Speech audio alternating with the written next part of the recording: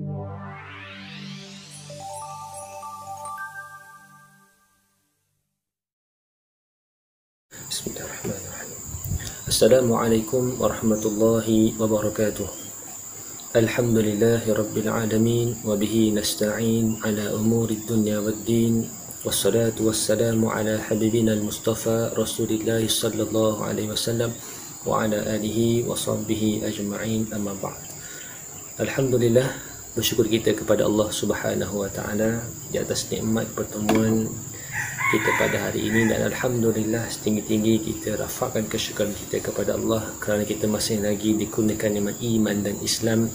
Mudah-mudahan mati kita dalam keadaan kita beriman dan dalam keadaan Islam kepada Allah Subhanahu wa taala. Hadirin yang dimuliakan oleh Allah Subhanahu wa taala sekalian, insya-Allah pada hari ini saya suka untuk berkongsi dengan hadirin semua berkenaan hadis-hadis Nabi sallallahu alaihi wasallam yang dirangkumkan dalam sebuah kitab 40 hadis peristiwa akhir zaman. Mudah-mudahan kita semua beroleh manfaat dan kebaikan di dunia dan juga di akhirat, insya-Allah.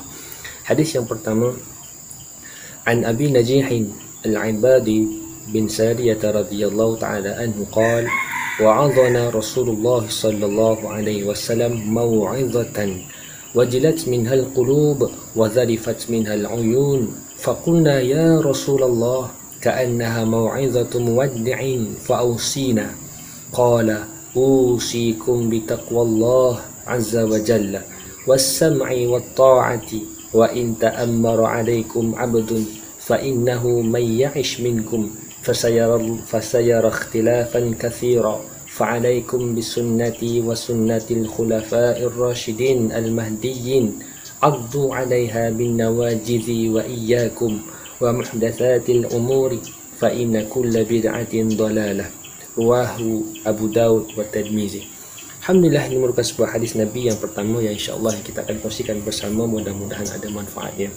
Artinya, daripada Abu Najih Irbad bin Sariyah radhiyallahu taala anhu berkata, telah menasihati kami oleh Rasulullah sallallahu alaihi wasallam akan satu nasihat yang menggetarkan hati kami dan menitiskan air mata kami ketika mendengarnya. Hadirin sekalian, sudah kebiasaan Nabi SAW dan juga para sahabat saat ketika mana Nabi berkumpul, Nabi berhimpun bersama-sama dengan para sahabat, pasti Nabi akan memberikan nasihat yang sangat berguna kepada mereka. Jadi ini di antara salah satu nasihat yang Nabi berikan kepada para sahabat Nabi radhiyallahu taala anhum. Itu juga kita lah. Seumpamanya ketika mana kita bersembang-sembang, berkumpul-kumpul, apakah bual bicara kita ketika itu? Dan insya-Allah ini di antara perilaku dan akhlak Nabi yang sangat baik. Kerana apa? Kerana kehadiran Nabi sallallahu alaihi wasallam senantiasa dinanti-nanti. Nasihat Nabi senantiasa ditunggu-tunggu untuk diberikan kepada mereka. Baik, saya sambung. Lalu kami berkata, ya Rasulullah, seolah-olah ini adalah nasihat yang terakhir sekali, maka berilah pesanan kepada kami. Tengok akhlak para sahabat saat ketika Nabi duduk, Nabi inginkan bicara tentang agama, tentang peringatan hari akhirat. Para sahabat dia akan sahut dengan satu sahutan yang sangat baik, dan sangat-sangat kita pun boleh melaksanakan tuntutan itu. Apa dia? Mereka tak sabar-sabar, mereka memberikan laluan seluas-luasnya kepada Nabi sallallahu alaihi wasallam. Lalu baginda pun bersabda, aku berwasiat akan kamu supaya senantiasa bertakwa kepada Allah Subhanahu wa taala. Hadirin yang dimuliakan oleh Allah Subhanahu wa taala sekalian, itu nasihat dan wasiat yang pertama yang Nabi berikan kepada para sahabat. Seumpama wasiat itu juga sebenarnya Nabi turunkan kepada kita umat Nabi Muhammad sallallahu alaihi wasallam. Lagi-lagilah kita yang tidak pernah bersua muka, bertentang mata dengan Nabi sallallahu alaihi wasallam, cukup kita mendengar nasihat tersebut memberikan kekuatan kepada kita, memberikan keimanan yang utuh kepada kita untuk terus mengikut apa yang telah diwasiatkan oleh Nabi sallallahu alaihi wasallam. Wasiat pertama Nabi sebut, senantiasa kita ini pastikan diri kita ini bertakwa kepada Allah. Sebab tu hadirin sekalian, saat ketika mana setiap Jumaat kita diseru, kita dipanggil dan kita diingatkan dengan firman Allah Subhanahu wa taala, ya ayyuhalladzina amanu taqullaha haqqa tuqatih wa la tamutunna illa wa antum muslimun. Biasa kita dengar kan? Apa yang Allah pesan kepada kita? Wahai orang-orang yang beriman, bertakwalah kamu kepada Allah dengan sebenar-benar takwa, dan jangan kamu mati melainkan dalam keadaan kamu Islam, iaitu tunduk kepada Allah Subhanahu wa taala. Allah tu nasihat yang pertama. Sebab apa Nabi sebut kepada kita untuk senantiasa bertakwa kepada Allah? Kerana takwa itulah yang menjadikan kita hamba Allah yang berkualiti. Orang Islam belum pasti dirinya bertakwa, tetapi bila mana orang yang bertakwa sudah pasti diri itu ada Islam. Hadirin yang dimuliakan oleh Allah Subhanahu wa taala. Kemudian Nabi sebut, dan mendengar serta taat kepada pemimpin sekalipun yang memimpin kamu itu hanyalah seorang hamba. Nasihat yang kedua, wasiat kedua Nabi sebut, kita kena taat kepada pemimpin. Siapa sahaja yang telah dilantik, siapa sahaja telah diiktiraf, yang dipilih sebagai seorang pemimpin, wajib kita taat kepadanya. Kenapa kena taat? Sebab pemimpin yang adil itu seorang pemimpin yang akan dijanjikan dengan jalan yang besar di sisi Allah Subhanahu wa taala. Sahabat-sahabat, pernah dengar tak sebuah hadis Nabi yang Nabi pernah sebut dengan sangat jelas, yang biasa tok-tok guru kita besar, yang biasa asatizah dan ustaz-ustaz kita pun sebut. Apa dia? Nabi pernah bersabda dalam hadis yang sangat sahih, iaitu pada hari akhirat kelak tidak ada naungan, perlindungan, melainkan perlindungan dan naungan daripada Allah Subhanahu wa taala. Dan ada 7 golongan ini yang mendapat naungan special daripada Allah Subhanahu wa taala. Dan Nabi sebutkan yang pertama itu, yang termasuk dalam kita sedang sebut itu adalah Al-Imamul Adil, iaitu pemimpin yang adil. Nah, hadis yang kita bacakan ini, Nabi pesan kepada kita supaya kita ini taat kepada perintah pemimpin. Maksudnya pemimpin yang adil. Pemimpin yang bagaimana?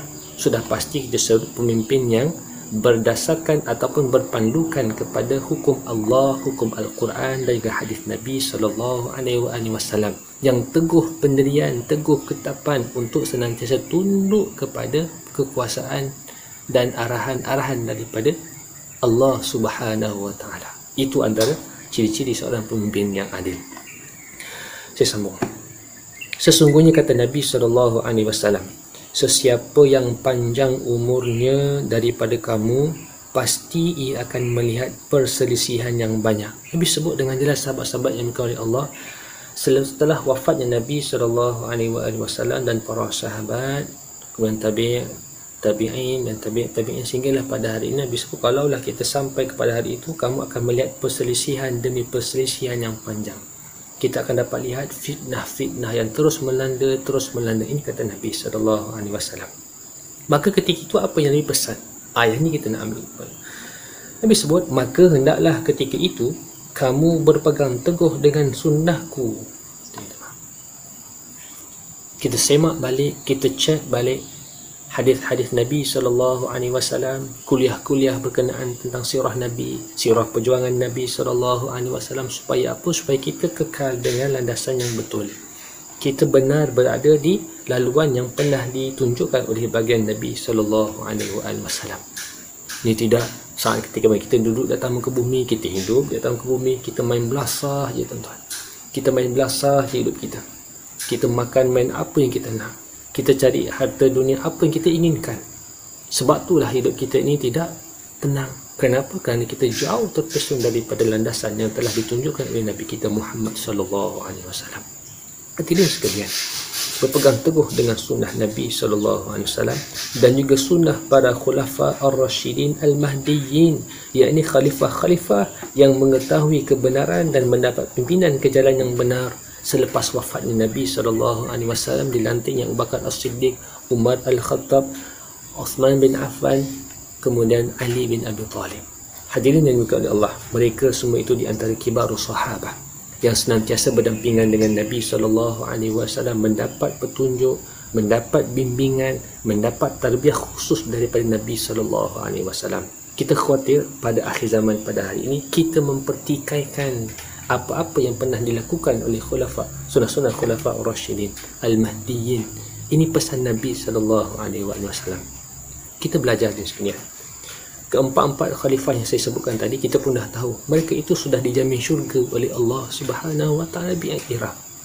Tapi kalau kita lihat kepada sirah kehidupan mereka ini, masih lagi menuntut ataupun masih lagi ingin menyempurnakan hak-hak yang pernah ataupun hak-hak Allah Subhanahu wa taala. Saat ketika mana Khalifah Abu Bakar As-Siddiq dipilih sebagai pemimpin, beliau melaksanakan tuntutan sebagai seorang pemimpin yang adil. Saat ketika mana Khalifah Umar Al-Khattab memimpin, beliau melaksanakan tuntutan tersebut dengan sangat adil. Allahu Akbar.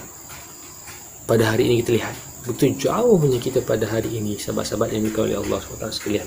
Pada hari ini kita khawatir bila mana kita dilantik sebagai seorang pemimpin, kita menggunakan title kepimpinan yang kita ada itu untuk menjadikan kita terus berkuasa, terus untuk boleh untuk kita mencari kekayaan dunia.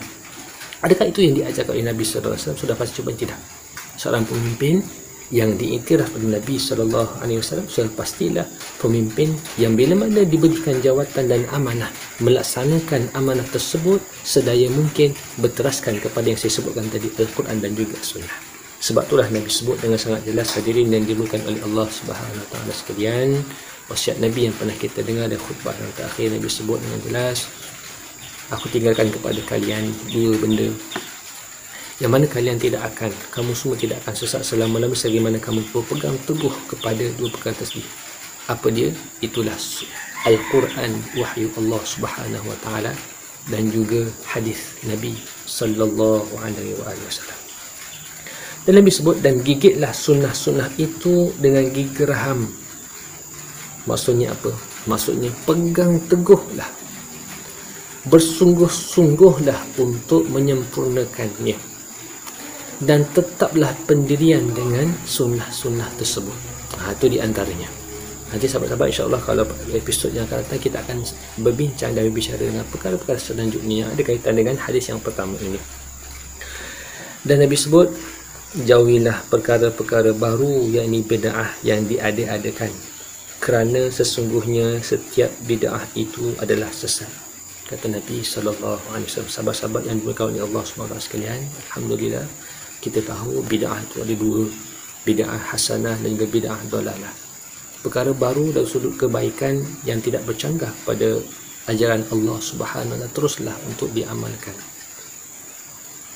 Manakala bid'ah yang ada tapi dia dalalah, yang memberikan kesesatan kita sehingga mensyirikkan Allah Subhanahu Wa Taala, wali'azubillah, maka jauhkanlah. Kerana Nabi sudah sebut setiap bid'ah yang sesat itu adalah menyesatkan kita. Hadirin yang dimuliakan oleh Allah Subhanahu Wa Taala sekalian, itu di antara hadis pertama berkenaan tentang satu arahan, satu peringatan, dan juga sebenarnya merupakan wasiat daripada Nabi sallallahu alaihi wasallam kepada kita untuk kita berpegang teguh dengan takwa, dan juga untuk kita berpegang teguh dengan Al-Quran dan juga sunnah Nabi sallallahu alaihi wasallam, dan juga sunnah para sahabat Nabi radhiyallahu taala anhum, untuk mengelakkan diri kita ini daripada terus sesat.